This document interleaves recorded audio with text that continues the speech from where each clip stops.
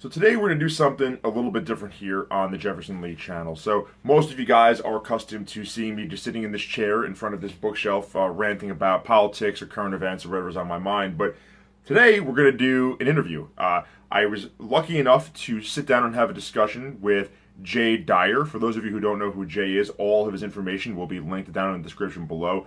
Jay is an author. In fact, he's the author of the book Esoteric Hollywood, Sex, Cults, and Symbols in Film. And he's a pretty multifaceted guy. As you'll see in the interview, Jay is very, very astute when it comes to everything from philosophy to religion to geopolitical analysis to conspiracy stuff. Super, super well-rounded guy with a lot of ideas that are, I think, a little bit different than what we've been fed, both from the mainstream media and even from the alternative media. And we kind of touch on that in the interview, how a lot of the so-called resistance is exactly the opposite of that. It's just the same ideas kind of recycled or perhaps pushed back 20 or 30 years. So I'm really, really proud of this interview. Hopefully it will be the first of many interviews here on the Jefferson Lee channel. Couldn't possibly think of a better way to kick it off than with someone like Jay. So Jay, if you're watching this, just want to say thanks again. Thanks so much for sitting down and taking the time with me. And for everyone else who just wants me to shut the hell up and get to Jay, without further ado, everyone, here's Jay Dyer. Jay, I actually got a ton of questions that I would like to ask you. We'll get to, whatever you have time for, but I first discovered you in early February. A friend of mine who was, I guess, a little bit ahead of me on the course of his intellectual awakening, had turned me on to you when I was starting to express some pretty serious doubts in the libertarian way of thinking. And he sent me a video of yours that was critiquing Jordan Peterson and classical liberalism. And a lot of the people that follow me, and it's not very many, around 4,000 right now, are conservatives, libertarians, people that are still kind of fighting this weird culture war through political means in the United States. And I think that you have a different way of looking at things that a lot of us kind of need to hear. And I was wondering if you could kind of start off by explaining some of the intellectual bankruptcy of the libertarian ideals that are presented by a lot of the, quote-unquote alternative media, so to speak.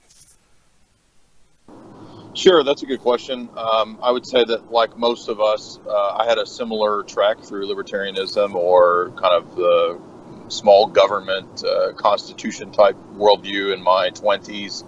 So I understand the position fairly well. I was raised in that kind of a mindset. I went to college and I studied philosophy, and I got into, a lot of different ideas, different perspectives and paradigms, and you kind of test out different things. And so one of the things philosophy gets you to do is, of course, question and challenge your presuppositions. So that's what I got into. And it had never really occurred to me until I think about age 25 to start questioning whether the classical libertarian type paradigm might itself have problems or be flawed. So I remember reading some old like monarchist works, some old traditional works, some old pre-Enlightenment philosophers and thinkers, some medievalists who I would have initially kind of been very skeptical of, but the more that you study medieval philosophy, you realize that a lot of these guys weren't stupid. They had a lot of good insights. Certainly, I don't think we should be stuck in the Middle Ages, or I don't believe in LARPing and trying to bring back me as King Arthur or something. I'm not going to pull a sword out of a stone, per se, although that would be pretty cool if I pulled a sword out of a stone. I agree. If I did that, I would say I actually probably should be entitled to the divine right of being king, but that's probably not going to happen. So no, I'm not trying to be archaic or a primitivist or anything like that. It's more so a question of being consistent with philosophy and worldview. So what I eventually came to see was that a lot of the how should I put it, the libertarian ethos, the classical liberal ethos, what it does is that it operates from a certain view of the world, of mankind, of anthropology, of human action, human interaction, and it really sees those as that they can't be questioned. It's like there's no other possibilities other than this, and because it doesn't really question its own perspective and worldview, it tends to try to answer all questions in the same way. It tries to say that everything is solved by, the individual's liberty. The state is somehow viewed as the source of man's problems. And that's because, again, it has a different anthropology than a more classical, I would say orthodox or traditional view of what makes up mankind. What is it, the psychology of a human being?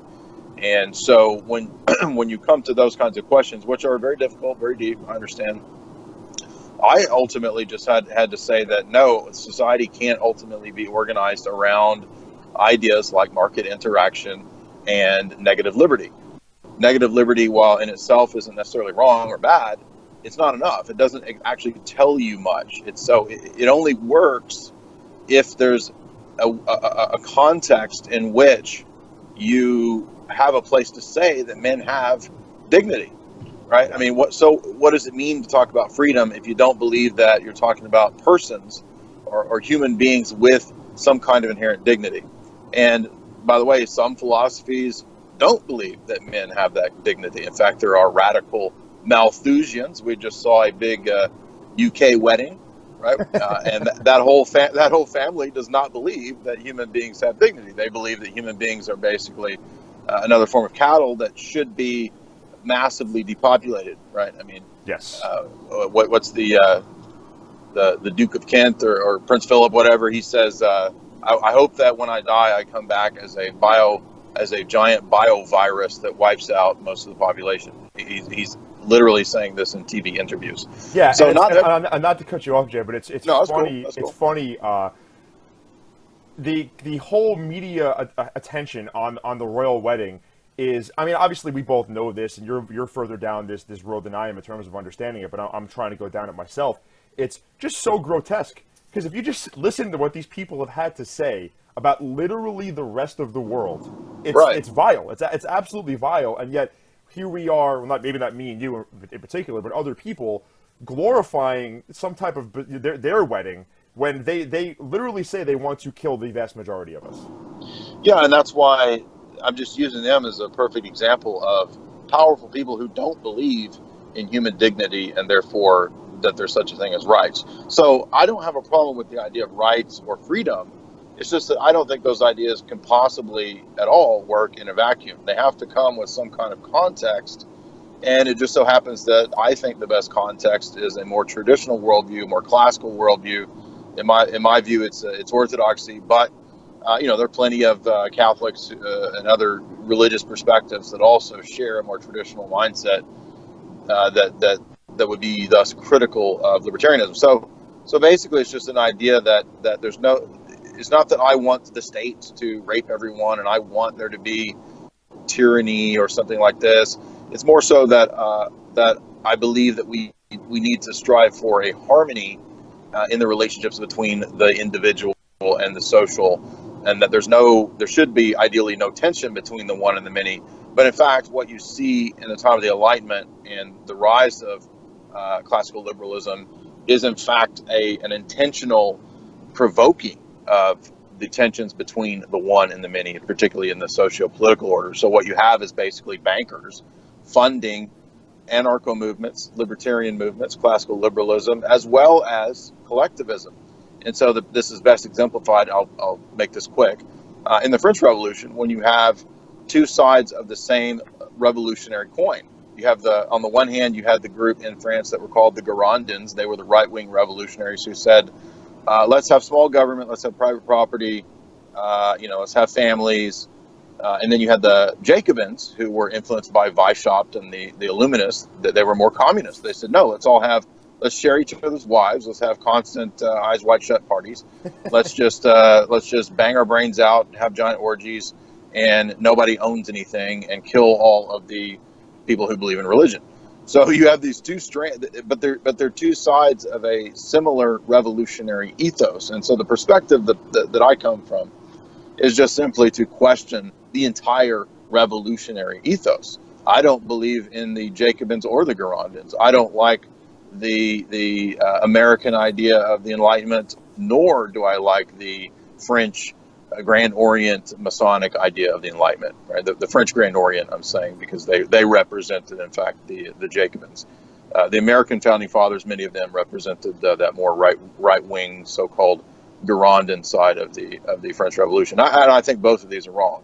It doesn't mean that I want there to be tyrants. It doesn't mean that I think that men don't have rights.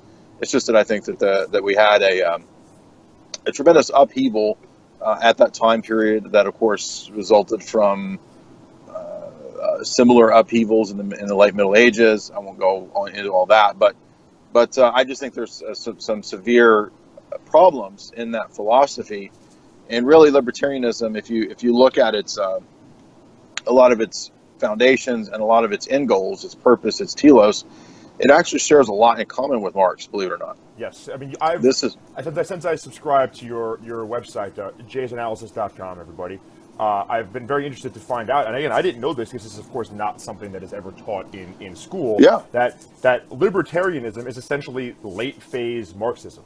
It is, in fact. That borderless societies with free trade was what Marx kind of dreamed of, and you kind of went over this in your Tragedy and Hope lecture series, that they just never got that far. Like no communist dictator gave up the power to get to that third stage, but that is what Marx in fact dreamed of.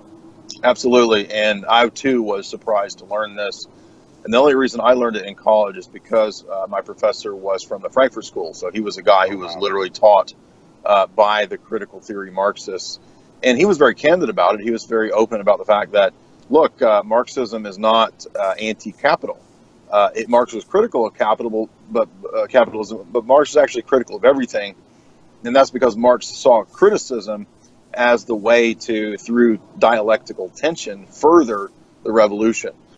So when we look at the older phases of something like feudalism, moving into the classical libertarian phase of the rise of, say, the British East India Company or the Dutch East India Company, Marx saw those as necessary phases. Yes. He didn't see them as necessarily bad. He just saw them as what they were. They just simply happened. And so, in the same vein, Marx saw monopolistic capitalism as an inevitable rise from the Enlightenment and the Industrial Revolution. Yes. It leads to that monopolistic, and then he saw big state communism as the response to that, socialism, communism, and then he said, hopefully, in the future, once the mechanization came and everything was automated and the bots took over, then maybe, and yes, this actually is present in Marx, the idea of mass mechanization. He thought that eventually we could have a completely stateless society. The state would wither away. Now, certainly libertarians, von Mises and so forth, they're not fans of Marxism. I understand that. I'm not trying to be that simplistic. What I'm saying is that from the Marxist paradigm and perspective, they don't really have that big of a problem with the capitalists. They actually, if you read some of the Marxists, some of the Fabian socialists like H.G. Wells, he was very candid about the fact that the only thing that could bring global government is capitalism. So here you have a committed Marxist saying, look, and he's talking to fellow dumb Marxists, and he's saying, you dummies, what else in the world do you think is capable of bringing a borderless, controlled world government? The only thing that has that power and engine is capitalism. Yeah. So I see them as flip sides of the same coin. That doesn't mean that I think that people shouldn't have private property or anything ridiculous like that. I'm not a socialist. And that's also because, again, socialism is a modern atheistic type of paradigm just as much as, Ayn Rand's capitalism. I would be against all of those systems. Yeah, and there's the interesting component to all this. And this was very hard for me to kind of swallow when I first started following your stuff about 3-4 months ago, is the idea that all of the people in media, and the alternative media, or maybe some on mainstream, that kind of set themselves up as the de facto resistance against globalism, whether it be your Alex Joneses or maybe even your Stefan Molyneux. And this is not to necessarily just outright shit on them, but just looking at their ideas. Like Alex Jones, for example, his idea is always, we need 1776 again. And it's interesting to see that we can kind of draw a line from how far down the road the transhumanist agenda has become to the ideas that were read by Thomas Jefferson. And I don't think that we're going to get anywhere with globalism until we have an honest kind of look in the mirror and have a discussion about the type of ideas that got us to this point, and how maybe this idea of to quote Trump, Americanism, not globalism, might not be Hmm. what we need to win, if that's even a thing in this case. Well, yeah, and that's because the dirty secret here is that Americanism is the beta version of globalism, and it's not very hard to actually figure that out because you look at the history of America, you look at even at the more esoteric side of Bacon's New Atlantis, the discovery of the New World. They kind of, in a weird, intuitive way, understood that the new experiment, the Enlightenment experiment that they were setting up, that was America, that they kind of had this sense that it would be this new Atlantis. It would be this new megalopolis, sort of export everything to the rest of the globe, and that's exactly what it became. So, as to how far Bacon knew all that, I don't know, but I do think there was some kind of esoteric sense about where it would go. Now, so what is America? Well, it's the propositional nation.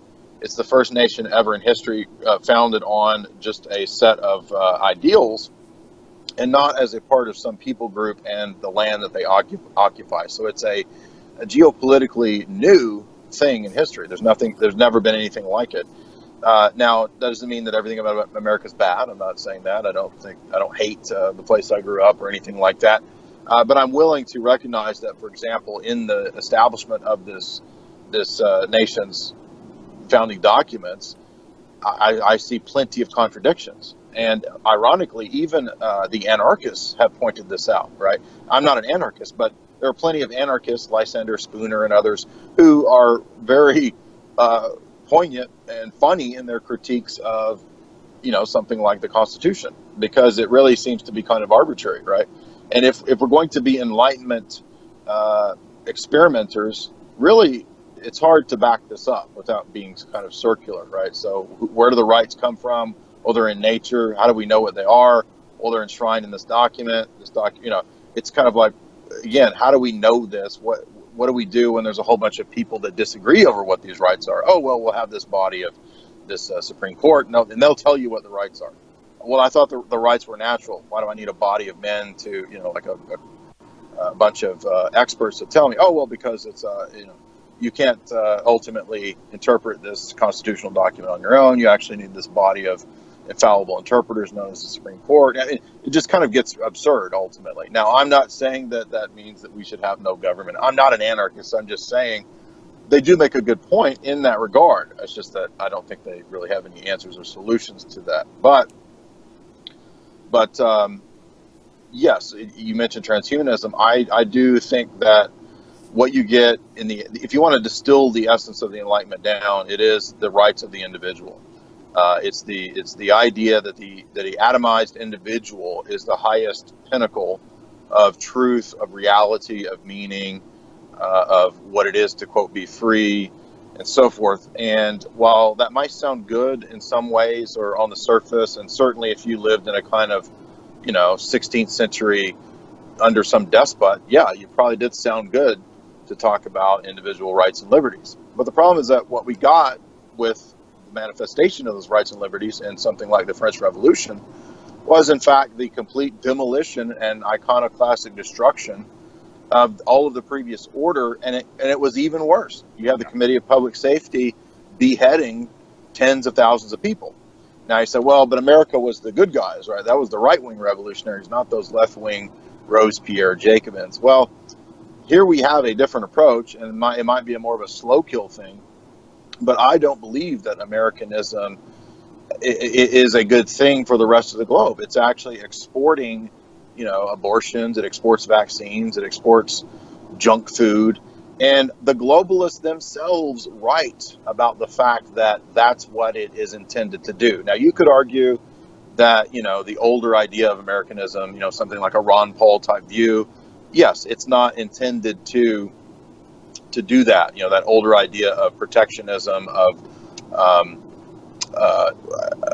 non-interventionist foreign policy, and so forth. Sure, that's a lot better than where we are now. And by the way, it was the CFR that transformed the America into that. By the way, after it was established, it turned it into a toxic culture exporting imperium.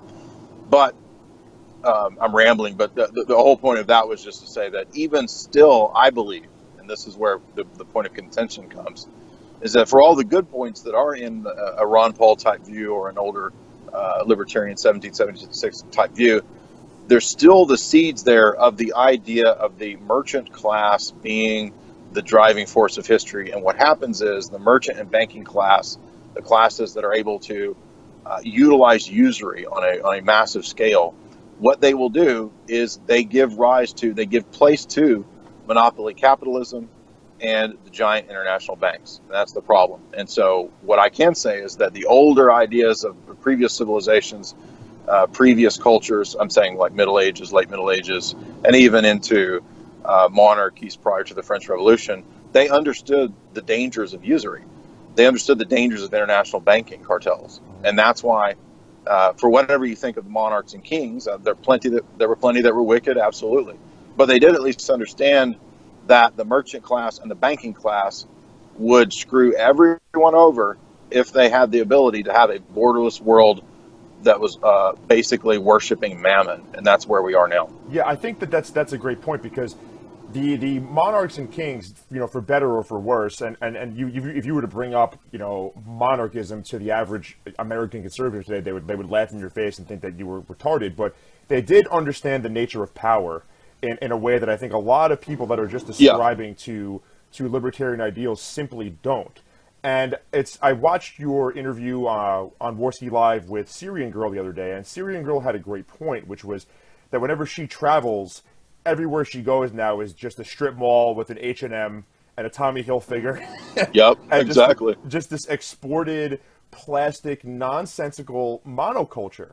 And that really is, unfortunately, what a lot of libertarians and conservatives are going to have to swallow and understand. That is Americanism. And there is very little difference between globalism and Americanism. I totally agree with you. We are the vassal by which globalism is taking place. And what turned me off from personalities like Alex Jones, amongst other things, was this idea that America is Marilyn Monroe, or America is, whatever he deems it in his mind to be, but you're still fighting globalism with globalism, in a sense. And it doesn't make any sense. There's no unified culture in America, and there hasn't been for quite some time. And I think that makes us inherently weak in a lot of respects. Yes, it's a very bizarre alchemical experiment, and ironically, even Alex himself has acknowledged this in many shows over the years. I've listened to Alex all the way back into my 20s, so I'm certainly not being unfair to him or speaking out of step with what he said over the years. And he acknowledges that the Rosicrucians basically founded America as an alchemical experiment. So he recognizes that there is this globalist idea that's already present in America from the get-go, but it's almost like, well, this is a kind of a good globalism, which is ironic because he often criticizes the globalists for saying that their globalism is a good globalism. So it gets convoluted, but that's the essence of the question here. Is you hit the nail on the head, because there's really two factions in the world today. You have globalists that are pretty hardcore globalists, and then you have their flip side of the same coin buddies, the neocons. Mm-hmm. And the neocons want a kind of generic American imperialism, right, to go across the globe, just to set up the subway in every country, for the good of all, right? I actually made a joke video about this where I was a drill instructor, and I was, yelling at people to give their life for Subway. But I mean, if you fight, that's what it's turning into. That's what it's really turning into. Yeah, I mean, and I did that because I saw some article about good news. Now Iraq is going to have McDonald's and a Burger King or some shit like that. And I was like, what? So that's kind of so basically what Dugan referred to as the end of history. Yes, this is from an idea, a writer, Francis Fukuyama, one of these sort of Western globalist, big-time thinkers, supposedly. And he believes that all of the previous ideologies have been defeated. Yes. So communism, fascism, everything's done with, and really democratic capitalism is all that there is, and that's the only thing that's going to go into the future. Everything else has died. And there's almost a kind of apocalypticism to it itself. It is kind of self-destructive. Now, Fukuyama, he's all for it, but I think Dugan is correct to make that criticism. I don't believe everything that Dugan says. I'm not a Duganite, as many people incorrectly say. I do think he's correct in his criticisms, and that is where he's spot on. He says that the idea of the atomistic libertarian ethos from the Enlightenment, it logically leads to the idea that everything has to be broken down because of atomism, right? Atomized individuals.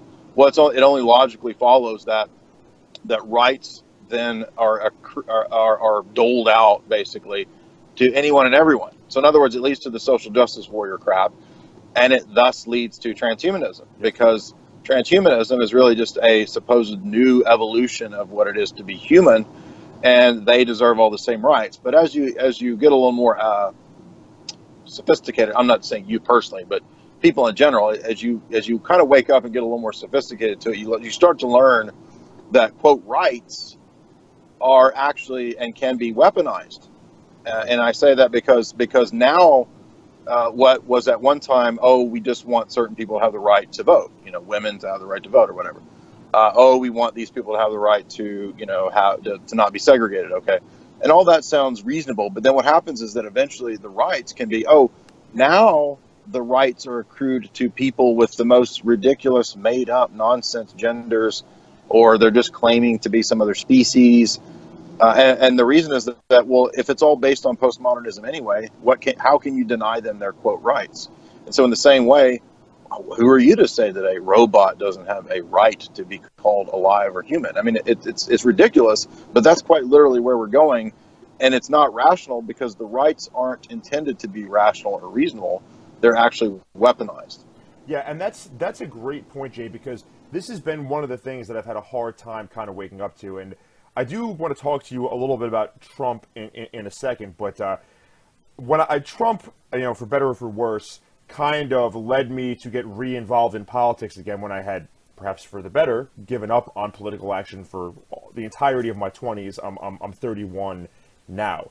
And as I got re-involved in politics, I kind of arrived at this probably inaccurate conclusion that somehow that conservatives were my temporary political ally. And I started to notice that the conservatives, I guess as they often are, at least going back to William F. Buckley, are just really one step behind the progressives in terms of what they're willing to accept. And so you'll see these people like Charlie Kirk or whatever, they'll say things that are edgy, like there are only two genders, but then he'll follow it with, but race is a social construct. And I don't want to turn this into a full-on alt-right style rant here, but there is this component of, these are, as you would say, dialectic sides of the same coin that are really taking us in the same direction, and they're intellectually bankrupt. And you touched on a great point about natural rights. Where do these rights come from? Well, they're in nature, but what does that even mean? As we turn into a more atheistic society, we're going to be way more likely to be kind of brought underwater, so to speak, by this type of progressivism without having an anchor in something that is perhaps more meaningful and more powerful than just some words on a piece of paper that was written in 1787. Yeah, it's like my friend Chris at Hoaxbusters always used to say, and he's of the more anarcho persuasion, that he would always joke about like the powdered wigs that the founding fathers have. Did you know that it actually has the dust, the powder in it is magical dust? And so it's actually what they all did after they signed the document is that they all shook the powder out of their wigs onto the document, and that magic fairy powdered wig dust is actually what gave it its inherent deified power. Now, I mean, he's being retarded. It's funny, but that's kind of ironically true. I mean, they have kind of been canonized to have this sort of semi-divine status, which is obviously not true. But when you bring up the alt-right and Trump, I wouldn't say I'm alt-right. I have pretty significant differences with a lot of the alt-right people. You can see that if you see the debate that I did with Richard Spencer, you can see the differences and distinctions there. I had a debate with one other alt-right person. I wouldn't really count JF as alt-right. I mean, he is alt-right, but our debate was basically just theism and atheism, so it didn't really pertain to politics. But I would just say I'm more of a traditionalist conservative in the sense of like pre-1500. Yeah, So, and in a way, so though, that kind of is what the alt-right is turning into, though. I mean, obviously, that term is blanket, and it's been kind of hijacked by the media to mean anyone that has socially unacceptable opinions. But I think yeah. a lot of the people in the alt-right, and this is something that I've really been feeling, and when I first started doing this channel 6 or 7 months ago, I was like a libertarian kind of conspiracy guy, and was Hmm. fighting to save America. And now I find myself thinking, like, good God, just get me off this ride. Like, Yeah. like Yeah. I can't even bring myself to fight for what are the quote unquote traditional American principles. And once I listened to your lecture series, Carol Quigley's, Tragedy and Hope, it was like, Right. this is what we're fighting for. Yeah. This is it. What does this even mean? How is this going to save us? And how is this even going to give meaning to our lives in any appreciative sense? Well, the basic principles of the libertarian ethos are, generally speaking, secular, and Yes. I would be a very big critic of that kind of approach, because I simply don't think a secular solution can give man a meaning and a context and a paradigm from which to view the world and to operate in society and to create a culture and so forth. Something that I think you And by illustrated quite well in the JF debate, by the way.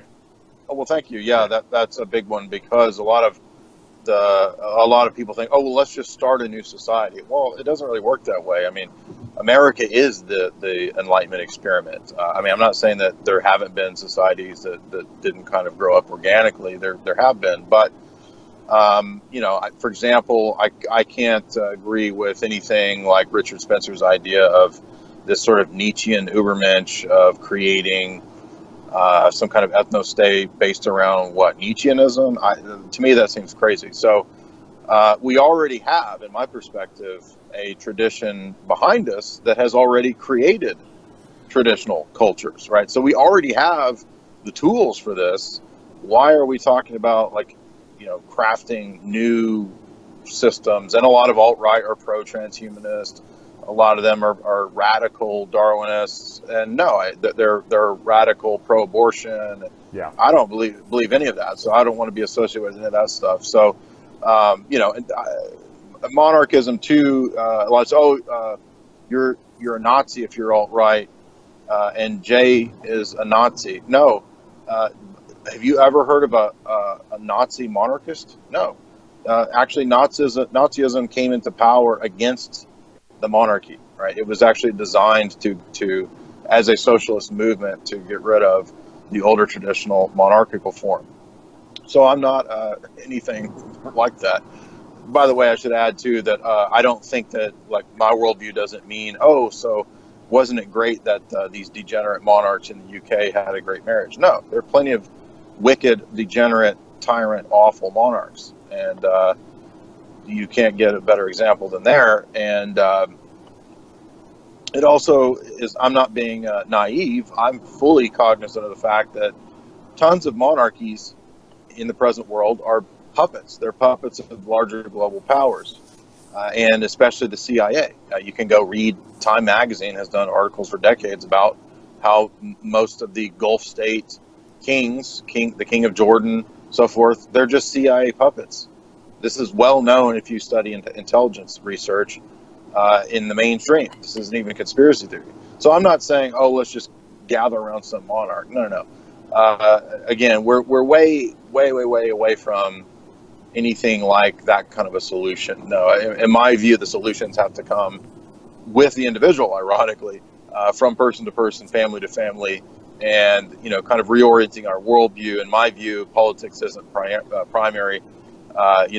Theology is kind of first. Your paradigm, your worldview is where it starts. The political stuff happens down the road. So those kinds of questions, hopefully, God willing, will be solved, probably a long time from now. But I think globalism will have to run its course and collapse before we can even think about big scale political solutions. I think that we kind of have to. We live in a pagan culture. It has to kind of be re-Christianized, in my view. And that's another reason why, I can't really unite with anyone on the alt-right, is because most of them are like, they're pro-pagan. They want to unite with pagans. Yeah. I don't think that's possible. This is a criticism I have of Dugan as well. For all of Dugan's insights, he does tend to also agree that we can have some sort of a broad coalition with pagans. I don't know. It depends. I mean, It's a question then of how loose do you want it to be, or how tight do you want it to be? I mean, there are Crowleyans who say they're traditionalists. Are we going to include, butt sex magic in our? I'm serious. Is that included in our loose coalition of traditionalists, or is that, for some people, pederasty, right? Ancient Greeks practiced pederasty. Is that traditional? So, I mean, even the term traditional is a little bit loose, but for me, it means orthodox stuff. So. Yeah, I mean, I see your criticisms of the alt-right, I think, are definitely on point. I agree with the alt-right in some perspectives in terms of I am worried about the effects of mass migration on Europe and the United States. Sure. I certainly, coming out of the other end of the atheistic libertarian pipeline and now getting re-engaged in theology and seeing this as a far better and far superior operating system and a way to generate a worldview, is some alt-right people would agree. Some are pro-Christianity, maybe not in the Orthodox sense, but maybe in the Protestant tradition in some way, shape, or form. But I would agree that we have to be careful with what we define as tradition, because we could go far back and dig up some really crazy shit that perhaps we certainly wouldn't want as part of our culture. Yeah, I wrote an essay about 5 years ago that is very applicable to this situation, and I think I titled it something like Rational Theory, Choice, and Ahistorical Positions, or like tradition, rational theory, choice, and ahistorical position, something like that. But I was addressing this question because of the error that I see in basically all modern worldviews. So this would be anything post-Enlightenment. The problem is that it's kind of predicated on the idea that I can toss out everything that came before. So I don't need the insights of what some church father from 1,000 years ago, 2,000 years ago is saying. I can start anew, and everything is just sort of from here forward. You saw this most radically once again in the Jacobins in the French Revolution, who basically concocted a new calendar. They concocted civic stand-ins for holidays or holy days. They made up this weird time frame, and it was all converted over into this weird atheistic Masonic system that was intended to replace everything that came before. And all everything post-Enlightenment attempts to do that while acting like it's not doing that. Like it tries to set up a counter version of tradition, a counter version of church fathers who, like in America, become the founding fathers. The Constitution becomes the new divine document, like the Bible or something. So it just ends up mimicking. And so this is an insight, of course, that postmodernists have, is that they point this out. They say, all you Enlightenment liberals, you've just replaced all the stuff you were criticizing with your own carbon copy of it. I think that's a valid criticism. And of course, postmodernists, by definition, have no answer.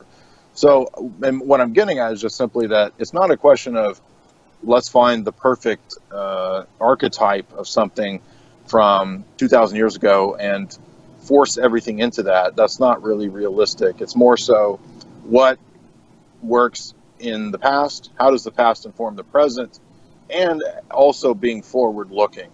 And this is an insight that Dugan, once again, is correct about. So Dugan understands with Spengler that you can't resurrect the Roman Empire. You can't rebuild something that died, 1,000 years ago. You have to work with what you have presently, which is informed by the past. You do stand on the shoulders of giants, but you have to also be forward-looking, and that's why you can't.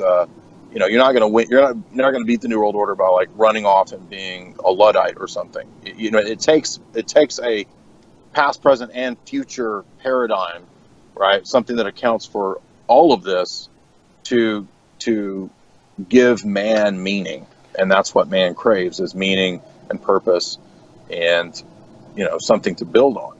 Yeah, and that taps into something that I think at least again talking alt-right, there are a lot of different people that would fall under that umbrella, but this is something that I think Spencer touches on that I would agree with, which is there has to, if we're going to combat globalism, there has to be a deeper meaning to what we're defending than just the Constitution and the Second Amendment or the First Amendment. I think it has to go deeper, and I think that Christianity can offer us that. And I think part of the reason, and it's of course multifaceted, but I think part of the reason why the globalists have been so successful is they give us something to fight for that is essentially nothing. America's turned into this bizarre, civic nationalist, multicultural, weirdo place where what does it really mean to be an American? There's no identity anymore. You look around, does it mean I watch MTV? Does it mean I go to McDonald's? Does it mean I go to a shopping mall? There's no... In my town where I live, in New York, there's no architecture that has stood the test of time that I could say hundreds of years ago, my ancestors built this and I want to preserve this. This is my heritage. There's just, to give you an example, there was a old Chinese restaurant in my town that was like super, super famous. And again, ironic that an American guy would reference a Chinese restaurant, but it had been there for decades. Everybody would go there to eat, and it was knocked down and replaced with a CVS. It's like, that's Americanism. We knock down things and replace it with a strip mall. Why would we fight for that? Well, I mean, if it's about the bottom line, then that's why you would fight for it. If it's about increasing profits, now that's a very simplistic thing. It's not just about that, because ultimately, and this is something that I think that is overlooked by a lot of libertarians, is the idea of culture creation and toxic culture.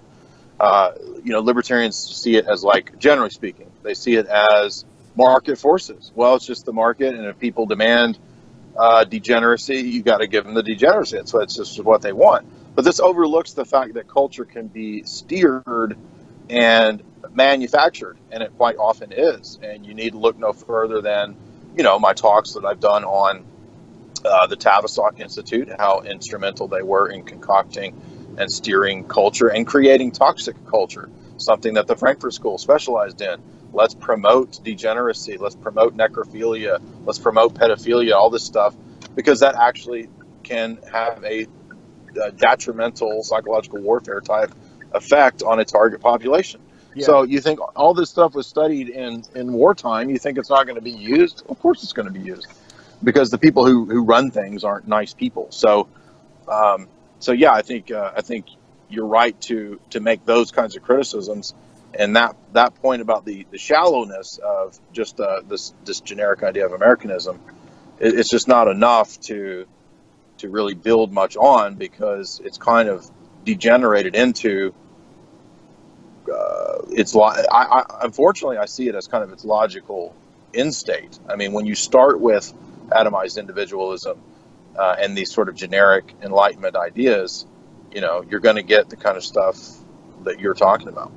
Yeah, and that is part of the problem, which is by what operating system is the conservative movement or the resistance in the Alex Jones sense, not of course the mainstream left wing sense. What are they using to fight globalism, if not fighting it with, as you would say, the Girondan version of globalism? They're just liberals. They don't understand that they're just another flavor of liberals. And it's, people say, oh, the Democrats or the Republicans of today are the Democrats of 30 years ago. Yeah, but it's worse than that. I'm saying that American conservatism as a whole is the liberalism, the same liberalism from like 1600, right? So I'm saying the same thing, but in terms of centuries here. Yeah. And people don't know that because they don't know history, and they weren't forced to read John Locke and David Hume and Thomas Paine and Common Sense and all this kind of stuff in their, they didn't take philosophy courses. So, but when you do, you learn all this stuff that makes you sound like a fruitcake. Well, it's funny you talk about the modern day conservative tradition, if you want to call it that, being tied to liberalism. And we could have these criticisms of, I think, again, rightfully so, of America being a prototypical globalist nation, being a monocultural, global capitalist type of thing. And in a way, to an extent, you could actually argue that Trump is a representation of that, because that's what he has done throughout his career. A consumerist, capitalistic type guy. Yeah, he's a weird mix. I mean, it's not really consistent, but I mean, that's the whole thing about Americanism, is that it's not consistent. Americanism is pragmatism. Pragmatism is the only philosophical school that America has given birth to. And that's very appropriate, because the whole ethos of America is pragmatism. It's don't Don't give me metaphysics and deep philosophy or any of that bullcrap. Just give me what works. So why are we surprised that we now live in a situation where, the pragmatic is what dominates? I mean, that's the whole idea of like the Rockefeller type of empire. It's built on these very pragmatic principles. Rockefeller Senior known for being this very, very simplistic sort of pragmatic man. And when you take that perspective, it's just a matter of calculating the digits. Well, if there's too many people, then let's just calculate how many we need to get it down to. It's this very sort of crass mathematical view of things, quantification, and it's very one-dimensional. And the sad thing is that life is more than just pragmatism and one-dimensional, adding and subtracting. Yeah, you touched on two things there that I kind of want to ask you about and get your opinion on. The first thing, stemming from another thing you were just discussing, which is the idea that libertarians ascribe to, the kind of Randian idea that culture can't be fake, there can't be toxic culture, the idea that there's just going to be free markets and will exist in this type of free market vacuum is really very much the same as a communist utopia type thing. I think both are equally unattainable and discount the reality that cultures can be subverted and markets can be subverted by elites in any given situation. Well, yeah. Have you seen the Art Deco type stuff that dons Rockefeller Center? It's awful. It's the same kind of art, but it's the same kind of Art Deco that you see exemplifying the Randian idea. I mean, if you go to what's the big Hoover Dam? Have you been to the Hoover Dam? I have not. Okay, well, when you go to it, you see all of the same Randian Art Deco Ubermensch architecture. Like the whole thing has that aesthetic.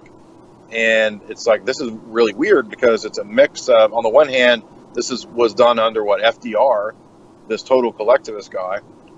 And it's all of these, emblems and ideas that recall Ayn Rand and that recall Atlas Shrugged. I mean, I forget exactly what year Atlas Shrugged was, but I'm just saying it's ironic that there's this association between the Randian idea at Rockefeller Center, because of course David Rockefeller was a pretty hardcore libertarian. Yes. A lot of people don't know this, but this is another thing that ended up turning me off. Was when I, in my 20s, I started reading a lot about the CIA, and I started noticing that the CIA, which is basically just a kind of adjunct of the Rockefeller power structure and British intelligence, that's where it comes from.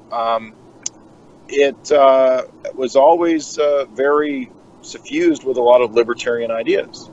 And I noticed that David Rockefeller promoted libertarianism quite heavily. I noticed that he wrote his, I think his undergraduate, either his undergraduate or master's thesis on von Mises. He did his thesis under von Hayek, and the thesis was about St. Anselm's theory of atonement and the Western idea of debt.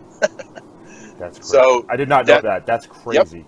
That's I believe that's in his memoirs. But but so the idea of, well, in Anselm's Middle Ages time in the West, the idea is you got to pay God your infinite debt for sin or whatever. You could see how that could quite easily be transferred over to the bankers, saying, "Well, I'll take that role." That's not even a hop, skip, and a jump. It's literally just a jump, just right there. Yeah. And that's what the IMF does, right? Everybody, you're born, you automatically have a giant debt that you owe to the international banking cartel. But anyway, I think you're right that you can look at Ayn Rand as someone also exemplifying this kind of inconsistent idea. And I understand there's differences amongst libertarians. I'm not trying to be unfair. I know there's, that many of them are theists. I've talked to Tom Woods before. I understand all this kind of stuff, but again, I just don't think that you can talk about all these particulars. My issue is just sort of the foundational presuppositions, and that's what I tend to critique. I think that's where your criticism of, again, I don't want to beat up on the guy, not that I'm in a position to, but your criticism of a Jordan Peterson is most valid, which is his foundational presuppositions and how it doesn't necessarily give him the best foundation, the best way to resist globalism or the transhumanist agenda, because if you view the atomized individual as the apex of society, then really why should you have a problem with someone wanting to be called a Z or a Zer or an owl or whatever the hell you want to call yourself? You don't really have the reasoning because you view the individual above the establishment, above even biology, perhaps. Exactly. That was, I think a lot of people missed this who are fans of his in that video, because I got lots and lots and lots of comments and feedback. Mostly positive, by the way. I think it's about, the numbers are like 400 or 500 to 100. So the majority of the thumbs up are positive, but I did get a lot of feedback or flack. And the idea was that, you're not being fair because all he said was that he was not going to follow the law, but that on a personal level, he would, out of politeness, say that somebody was a piece of popcorn if they designated this. That's what I was trying to say, is that, well, that's the point, though. The point is not just some law and rejecting some law, which, okay, I applaud you for rejecting the law, but the question is rather, if you start with the individual's so-called rights that he imagines in his own head as the pinnacle of freedom, and that's, by the way, what Peterson says. He says there's no higher calling, or I forget his exact prosaic word, description, but something like that. And he's like, well, there's no higher than the individual's rights. You must always, that's the most important thing. He has to, if he's going to be based that on politeness and according that to other people, then people do have a right to say that they're Z. They do have a, quote, right to say that basically they have a right to lie, is what, and I don't believe you have a right to lie. I agree. That would be a fundamental difference between my worldview and his. Now, people do lie, but that doesn't mean they have a right to lie. People kill people. That doesn't mean they have a right to kill people. And the position ultimately reduces to absurdity. I could just, if that's the relativistic, subjectivist criterion for what it is to have a right, then I can just declare that I have the right to Jordan Peterson's wife. Yeah, and that I don't want his wife, but I'm just saying that, like, just declaring, I could say I'm Bill Cosby and I have the right to Jordan Peterson's bank account. I mean, yeah. Well, I actually went to go see him speak 2 months ago. And I had already entered into the phase where I was kind of starting to really question these classical liberal ideas, and I wasn't particularly happy with a lot of what he had to say. And I had kind of noticed, like, a lot of people in the audience, they're there looking for something different and not knowing that they're cheering for something that's basically the same thing that they're revolting against. And that was an issue. And it's I think another problem, and Peterson probably wouldn't necessarily identify himself as a conservative, but you see a lot of feminists that do the same thing. You see a lot of conservatives nowadays that identify as classical liberals. All they're doing is trying to turn the clock back 30 years to their version of liberalism.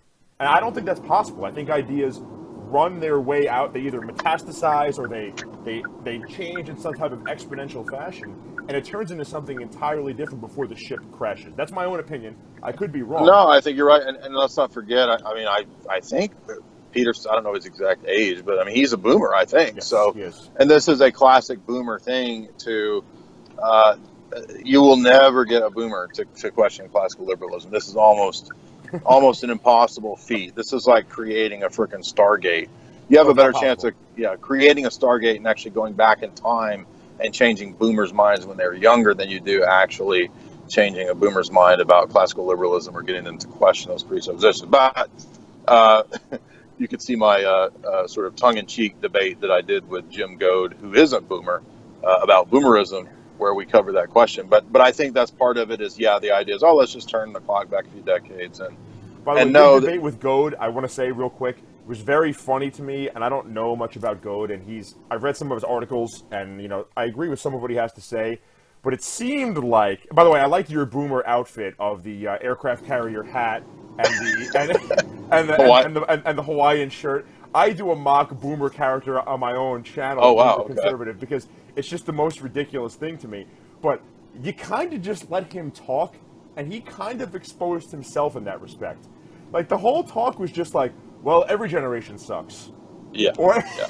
it's like Yeah. you might, and he's a guy that would definitely oppose something like cultural relativism. Sure. But in a way, he's engaging in generational relativism. Like, yeah, Exactly. we're all equally as shitty. It's like, well, no, there has to be a shittiest person, right? There has to Yeah. be.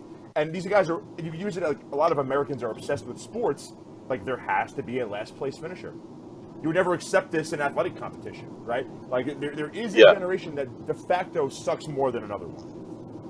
No, I think so. I don't think there's anything wrong with saying that. I mean, the Bible does that, and I think that that was fun to do with Goat. He's kind of a culture commentator like me in a way. I was actually new to his material too, so he was new to me when I did that debate. So I had to kind of look into some of his things, and he's coming from that kind of like an aged Hunter S. Thompson style critique. He's like a Hunter S. Thompson. Yeah, that's the kind of guy that he is, and it's very insightful. But also, I think there's just something about the gap between the boomer and my generation and maybe younger, where there's just this extreme difficulty in trying to convey how different it is. And I think that the boomers, because they didn't grow up so exposed to computers like we have, and the explosion of information like we have, it's much worse in a way amongst people younger than me.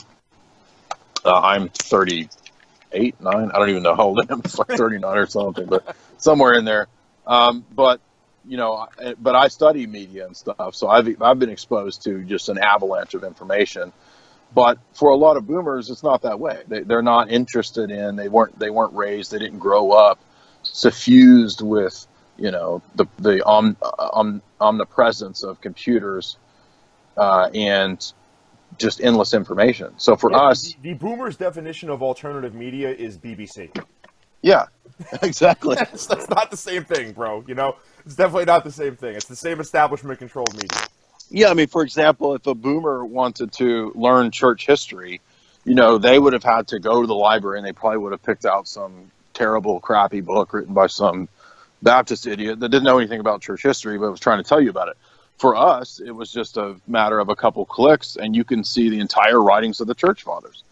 So I think, and so in other words, there was just this ease that we had in terms of people my age, and this is, I think, why you see a lot of people my age and younger moving towards things like orthodoxy and traditional forms of religion. Ask you about that, yeah. It's precisely because it's a lot easier to verify and falsify things, through the omnipresence of computers. And the boomers just weren't used to that. They were just more used to the, you do what you're told, they're much more pragmatic. Well, you do what works. Yeah. But there's an end to pragmatism. I mean, pragmatism only goes so far. Yeah, I don't want to take up too much of your time, Jay. I thank you so much for talking to me today. Sure. One thing I really wanted to get your opinion on, and I've heard you touch on this a little bit in the Boiler Room and some other lectures that you've done, is what do you think, if there is any, what is the significance of Trump? What is the state of people being aware of globalism, and how close are we to, I don't know if this is the appropriate term, but a fourth turning, some type of de facto turn away from the classical liberal domination of culture? Well, a lot of philosophers and thinkers have already declared the collapse of classical liberalism, because actually the rise of postmodernism is what signified the collapse of classical liberalism. And this is kind of an irony in Peterson, because he seems to recognize that. He seems to recognize that we've entered into the postmodern phase of things, where you can just declare yourself a unicorn or a flying monkey or whatever you want, and that's postmodern. But he doesn't seem to recognize that postmodernism is what logically follows from classical liberalism, precisely because it's predicated on relativism. Or it ultimately leads to relativism. Even if a classical liberal does not himself believe in relativism, the position can be sort of fleshed out to lead to subjectivism and relativism, and that's what happens. It leads to that radical postmodernism. Anyway, Trump represents. I think we did a Boiler Room, and I did maybe an essay or a talk on Trump as Trump as actually a postmodern president, not as a classical liberal president, because he's a mix. He doesn't just represent classical liberalism. He also represents in a lot of ways, kind of postmodernism in the fact that it's so absurd. I mean, there's this comedic absurd element to Trump, which he's cognizant of, he's self-conscious of, and that's how he's able to play the media so well, is because, a lot of them do take this stuff seriously, but you get the impression that Trump doesn't really take a lot of this stuff seriously. So there's both a pro side to that and a con side to that. As for our generation, my hope is just that people will continue to turn to tradition. I think that's going to continue. That trend is going to continue, precisely because things are getting so ridiculous. In a way, I can enjoy the black pill stance of enjoying everything crashing and burning to a degree, but only because I want to see, the classical liberal order crash and burn. And as Spangler said, it's already dead. It's just sort of in the death throes. It takes things like that a long time to die. But postmodernism is not going to save us or anything like that. It's rather the only possible thing I see is a return to these traditional forms, things like Orthodox liturgy and tradition. So. It's funny you say that. I was having a discussion with, I'm getting married in a couple weeks, and I was having a discussion with my best man about this. And he's like, I turned him on to your stuff, and he's slowly getting dragged along on maybe a return to sanity. And I train, I don't want to give away too much of what I do for a living, but I work with a lot of younger guys that are under 18. And they are in this position where, and I think a lot of Gen Zers are like this, where they're growing up and there's just degenerate culture everywhere. There's just scantily clad women on Instagram. There's porn everywhere. And in a weird way, they're thinking like, I have to get away from this. There's something inherently wrong with this. And they are turning to Christianity in a respect. And I went through all my 20s. I was an angry, lunatic atheist, got exposed to Richard Dawkins when I was 18. Just basic bitch shit that a lot of people go through. And now I'm coming out the other end of it, and I'm like, no, as a friend of mine said, it's the long, slow walk back to Jesus. That's kind of what I'm engaged to, because the answers make more sense, and it is more fulfilling than this degeneracy that surrounds us. Yeah, the whole degenerate thing does kind of leave you empty after a while. I mean, I've had phases in my life of being fairly degenerate, not extremely degenerate, but fairly degenerate. And so I can speak from both sides in that regard, and I would agree. What are they called? Gen Z? I don't know. Millennials and Gen Z are definitely more interested in seeking out something authentic, I guess is the best way to put it in quasi-philosophical terms. And I think that I don't want to be unfair to Peterson. I think that he's a little suspicious in some regards. But my hope is that he's serious. My hope is because he does have these interests in Orthodoxy. He goes to Orthodox churches at times, and he takes tours of them and talks about it here and there. So I hopefully he's sincere in that regard, and he really is kind of on a path to, moving in that direction. But I really don't see any other. I don't see a whole lot of other options. I mean, are we all going to just adopt Islam? You know what I mean? It's like, I don't think that works. I don't think that's a good religion to go down. And I don't think maybe this is a good way to close this out. Again, I don't want to take up too much of your time. I don't think the current classical liberal, ethos or whatever is enough to prevent your country from being Islamized. Because again, what are you fighting for? What are you fighting for? Exactly. Once you adopt the classical liberal ethos, the highest desire for man is really just his own. It almost becomes a kind of hedonism, and I don't mean that in necessarily an eyes wide shut party sense. I just mean just your own individual pleasure is really the highest that you could ever find, and that leads to an idea of living in the here and now. And if you adopt that, well, do I really want kids? Maybe I just want to have fun. Maybe I just want to, that if everybody adopts that lifestyle and that paradigm, when you're confronted with a culture that believes in having children and having big families and taking over your culture, there's no way you're gonna lose by definition. Yeah. And that's the ultimate legacy of the boomers in a sense. Now, isn't it? Like the idea, like you said before, they're so ensconced in this classical liberal ideal that they fell for that kind of hook, line, and sinker, and now we are kind of facing a potential demographic replacement by countries that didn't fall for classical liberalism. Yeah, sometimes they even celebrate this. This is their idiocy. You see that this Christina Hoff Sommers, this supposed conservative, Oh, you triggered me, Jay. Oh, she God. touts this on her Twitter all the time, like oh, wasn't it great that we had sex, drugs, and rock and roll, and all this bullshit. And it's like, why are you? I mean, yeah, it's just this delusion of like championing and cheering on the suicide. She's drinking her box wine as she's laying in the bathtub ready to slit the wrist. And she's tweeting about it, and she's putting it on Instagram. Yeah, and while chastising a generation that her generation raised for not engaging in the same type of stuff. It's completely ridiculous. Yeah, that's the most annoying thing.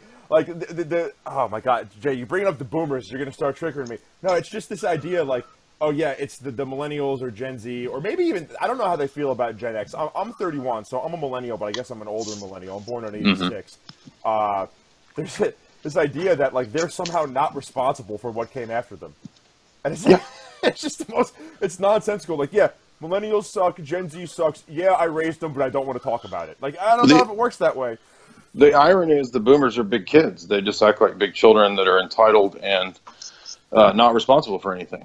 But don't dare criticize them because they have the most fragile egos.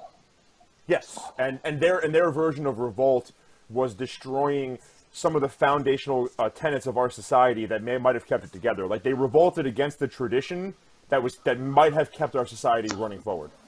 Yeah, they revolted against the tradition, not against the oligarchs who wanted them to revolt. Exactly, and that's probably the best point. That's probably a good way to close this out. Is just the idea of culture can be taken over. This idea that you're being a rebel, it might be time to think, hey, listen, maybe you're rebelling against things that you shouldn't rebel against. Maybe we have some want you to do, right? Yeah, we have some great articles at Soul of the East. My co-writer Mark Packard there on the idea of weaponized liberty. That's an interesting concept. Well, I'll tell you, I'm going to be sure to link to all of that in the description to this video when I put it on YouTube, because I think a lot of libertarians, classical liberals, they need to hear this type of stuff, and they need to realize that staying on that train is not what's going to keep us safe from whatever's coming down the pipe in globalism. Right, and I'm always willing to engage in debates. If there's a classical liberal, libertarian, anarcho person who wants to debate the issue, they're welcome to come on, and we'll set up a debate.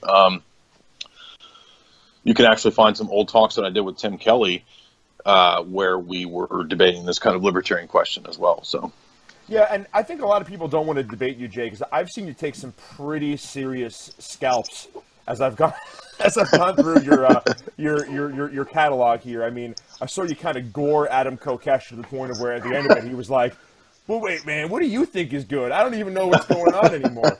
And again, I don't want to shit on JF. I have a lot of agreements with JF in terms of race and that type of stuff. But it was rough to watch him go off the fucking reservation at the end of that debate when he had pretty much been checkmated. It was rough. Like, I saw that and I was like, dude, you got to know when you lost. Just go home. Just throw up the flag and say, I don't have an answer. Well, thanks. Yeah, debate is a weird thing to be talented at because it makes a lot of people mad. But I do think I suppose they view it that way. But yeah. I come from a perspective. I've competed in martial arts for years. Right. I don't take getting beat up personally. Yeah, exactly. I view. No, I mean seriously, that's how you should view it. You should view it as a way for you to get better. You know what I mean? And by the way, that's part of I'm not bragging or anything, but to be honest, the way that you get better at things is going into things being willing to lose. I mean, I've been beaten in debates, and I've had so many debates that's how you get good at it. I mean, there's just no other way around it. So, but a lot of people are mistaken about that because you have to go into something being willing to lose, because actually the way to win all the debates is to be more concerned with what's true. As long as you're willing to capitulate to what's true, if that's your attitude, then I mean, that sounds kind of cheesy, but you're not actually losing. You know what I mean? Oh, I Does that make totally sense? agree. And I think that's, I approach debate. I haven't had many internet debates simply because I'm new to this, and not many people know who I am. But I'd be willing to debate anybody. But I would approach it the same way. I've had the fortune and perhaps misfortune of being able to train with some of the best jiu-jitsu artists and judo players in the world, and they beat the shit out of me. But it's not personal. Wow. Yeah. It's Right. it's they're getting ready for a competition. I'm giving them my best. Their best is simply better than my best. And by the end of the day, when I tap out to something, it's not personal. It's just it is what it is. And I think it was unfortunate, by the way, to see some of the people that you've kind of gored in debates to how personal they took it, because it was just you're at war with the ideas, not with them as a human being. Exactly. Yeah. That's the goal, is to get to the truth. And people that get angry and when the debate goes bad, it's because somebody in the exchange is losing sight of the fact that what we're after here is what's true. It's not. But of course, humans being humans, egos get involved and all that kind of stuff. But it's the nature of the game. Well, Jay, listen. I don't, like I said, don't want to drag it out too long. It's already been an hour and 15 minutes. Thank you so much for taking the time. And yeah, man. You're the new co-host on Warski Live? We don't know exactly yet. That was testing the waters. We're going to test the waters probably a few more times, and ultimately that will be Andy's decision. There's no contract, nothing in stone. I thought it went well. It was good for a first show. He has Kumite. I have a lot of other projects that I have to do as well. So there's no guarantees, but we'll definitely keep testing the waters. I hope, perhaps selfishly, that he gives you that job, or you guys come to some type of agreement, because I think that more people are ready to hear some type of alternative philosophy to what we've been inundated with our entire fucking lives. And Definitely. If it takes you going on there and talking to more normies and exposing a lot of what we've been learned as not necessarily bullshit, but as just one small piece of the overall piece of the conversation puzzle, we'll be right. having. I think that's a huge step forward, and I don't really know what the hell is going to happen. I guess no one does, unless you're in the CFR or something. What the hell is going to happen with the globalist transhumanist agenda? But I think that we can only fight it with alternative ideas to what we've been taught. Absolutely, I couldn't agree more.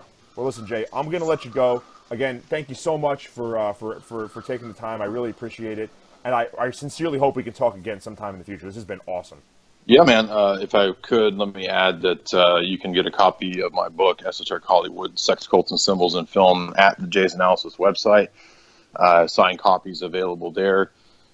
Please don't get it from Amazon, because Amazon undercuts authors. But you can also subscribe to Jay's Analysis for the private talks and lectures, interviews, and so forth.